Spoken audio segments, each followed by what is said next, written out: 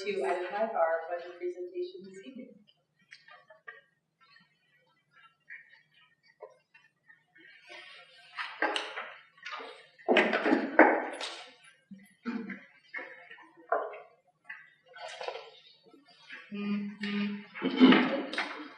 Okay, so tonight my part will just be a brief overview, and then you'll hear from the HR, Facilities, and Technology Directors. So this is a recap of the tax cap calculation that we discussed at the prior meeting.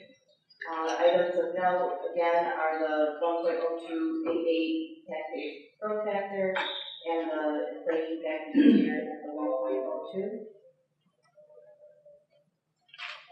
Our capital exemptions are currently at $1.1 million. That's the piece of the tax cut calculation that we're allowed to carve out and levy taxes for certain capital items. This number I'll share is still a work in progress. I'm still working out the final number that we'll have to borrow for cash flow for the 1920 capital project expenses, and there'll be some minor adjustments to the building aid. So with what we have so far, we're at a maximum allowable base on how the law is written at 8%, just a little bit $3 million. Last month we heard from the transportation department. They have an increase 2.7 or 5.5%. That's an incorrect figure there. That 2.7 is incorrect. It's a little over 100. Yeah, that's okay. Like that's being high as I was saying. They did present a couple budget considerations at that meeting. We're looking at an estimate at this point of $100,000 to upgrade that computer system. We've got a meeting scheduled next week with the company, so as we have more details, we'll share that along the way. Last time we had presented the possibility of 1 to 3 additional bus monitors. The administrative team got together and we're starting to fine-tune all the considerations that we're going to be trying to fit into the budget this year if possible, and that we're going to present towards the possibility of 1 at this point. So with the revenue as we know it, again, the $75 million is without any increase at this point to the tax levy. So we have those further discussions, no fund balance, no reserves. Against the expenditures estimated at this point, plus the considerations from transportation, the budget gap is at 5.6. With that, I'll turn it over to Caitlin. This is the human resources budget for next year. It's fairly simple and straightforward, so it won't probably take a lot of time. The bulk of it is in salaries, and the salaries include myself as director, 2 clerical reports, and 2 insurance benefit specialists. You can see that there is an increase. That's the only section of this budget that is increasing. That is because we moved and added an additional 0.8 FTE in the area of the benefit specialist. Equipment and supplies is 2250. That is the same from last year. Those are equipment and supplies that are used in the HR office. Contractual, that is a $6,000 number. That includes funds for the Affordable Care Act consultant, and the bulk of it goes for the employee assistance program. Conference, those are, conference is $10,000 and $10,140. That is to send members, unit members in different bargaining units to conferences that are required under contract. Here's a breakdown of the salaries. So you can see last year was $262,583. Next year it will be slated to be $319,338, and that is because there's an additional FTE. Any questions on this?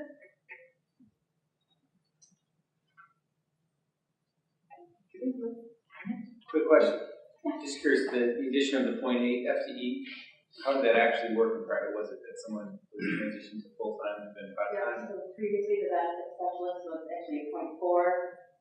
she retired, and with the needs of our insurance plans and stuff like that, we increased it to full-time. Okay. So now we have 2 full-timers working on benefits, and it's working out very well. Good.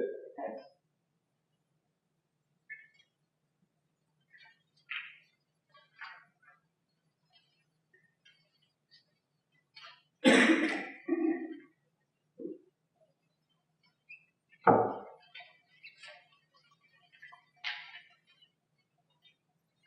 Good evening, everyone. And thank you for bringing people to Chicago. First time to travel here. Usually I'm last. Mine as well will be relatively short, similar to the other format. So the summer help, generally we hire 2 students, either high school or college age, to help with some of the summer activities or the manual tasks, but with construction, that help is going to be even more important, particularly with dismantling the rooms in late June and then putting them back together once they're clean as far as the summer process. But on top of that is trying to work within the construction and the movements that's going to cause. So that particular line item is really critical in helping this group. The equipment line is a combination of several hardware codes. It is decreased for one reason only, and that's we made an adjustment to the E-rate discount amount that we were likely going to receive. It used to be $40,000, and now it's $20,000.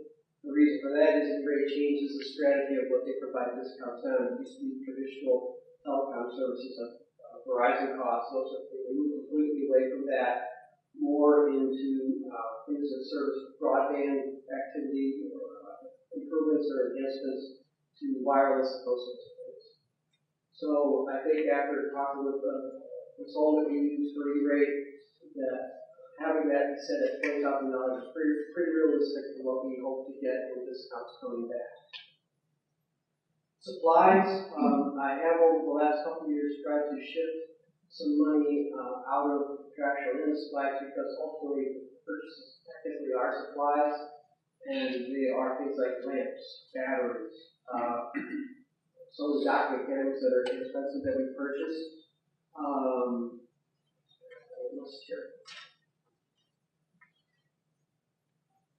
Pens for the interactive whiteboards. We have a failure rate with the we need to replace.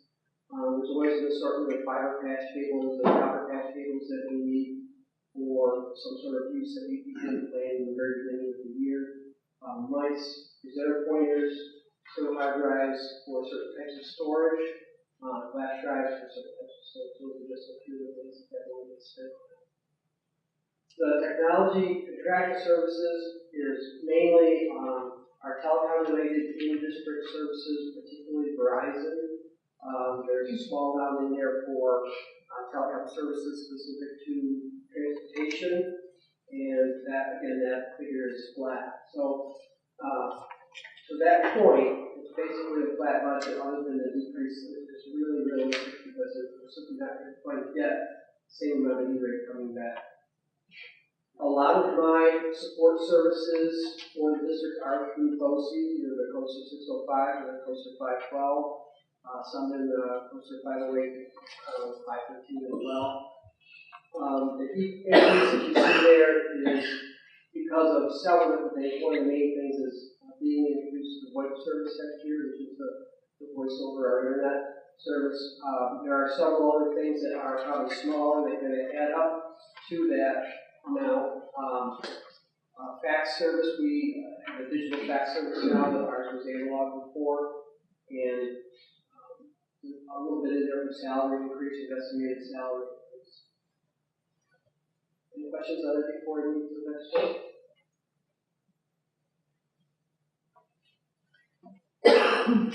This is just a breakout of the salary-related items in the previous slide.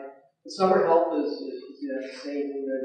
What makes up the salaries are specific individuals.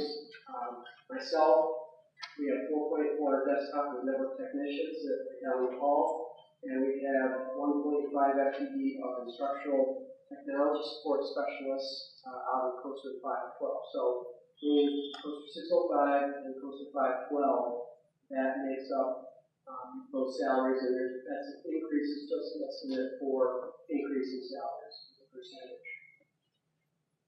And we, obviously, we receive BOCES aid on all the expenditures that we have with regard to services, with regard to equipment we purchase, and we receive BOCES aid on a portion of the salaries of people in through BOCES. Any questions?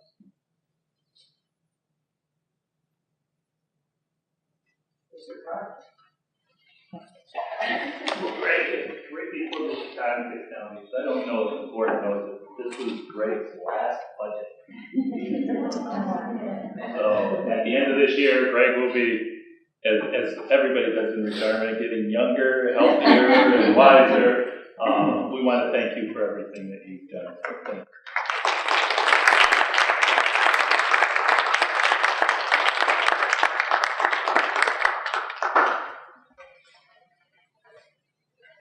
Good evening. Quick summarization on facility services overview.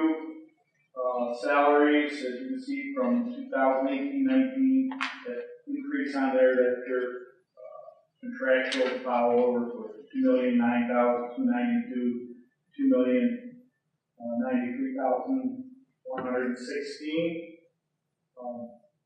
That pretty much has no control on myself. Contractual, the next item on there would be our equipment and vehicles, saying $174,000 to be flat. That will be our vehicles, other equipment we need.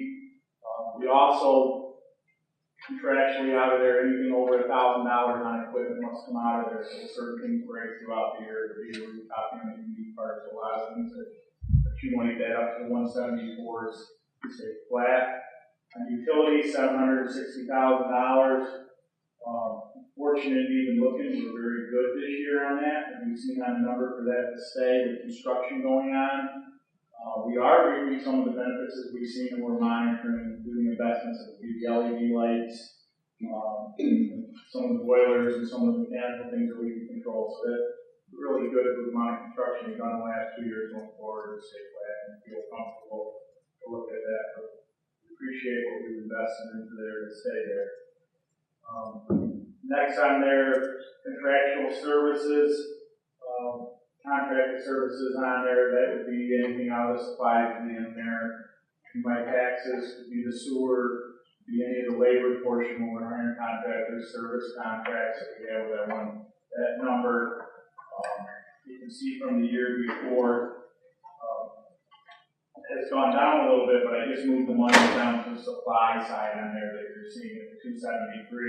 This is a tough thing to balance in ours when you're talking between budget transfers and stuff. One year it seems like I need labor to help get something, and other times we need buy parts, but we monitor to minimize the amount of money we have to move between those two lines. We felt it best looking at that, take it out of contractual and put it into supplies. We are seeing inflation in supplies. Inflation is a problem on cleaning supplies and everything we're buying. So, but sticking on the 0% increase in there, we made that adjustment. The BOCES, $7,000 to $7,210. That's a coaster we have when we purchase our energy, our electric and gas. So that's a coaster with OCM, all BOCES. So you see an increase on there of 2.28.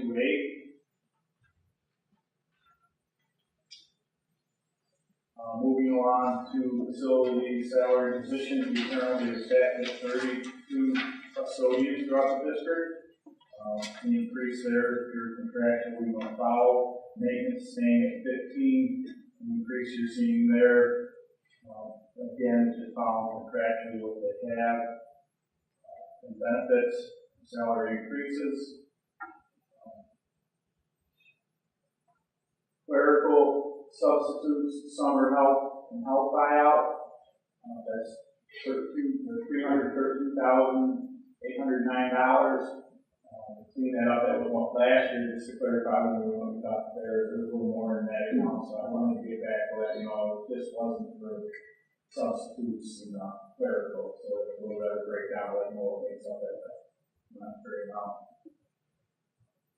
Overtime based off that's the stuff in the cover due to snow and stuff, there's a slight increase in there, but we're watching that, with construction and everything going on there.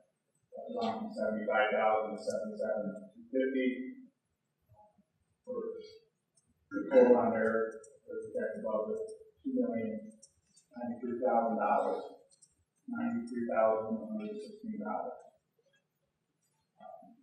Quick summarization on my budget considerations. I'm really looking still to reinstate to our prior reductions that we've had. I do feel we're going backwards a little bit, and I just think it's due to construction. Right? We need to bear, we're doing 12-month construction right now, we're still working in the elementaries. Getting back to some of those numbers. The demand on the support services is a lot. It's just cleaning up every night they're working and what we're getting into it. We're still below numbers that we were at one time in the district. This is the steps that we're putting in there. So I've asked the budget consideration is the cleaner and building maintenance mechanic. That's budget facilities. Any questions?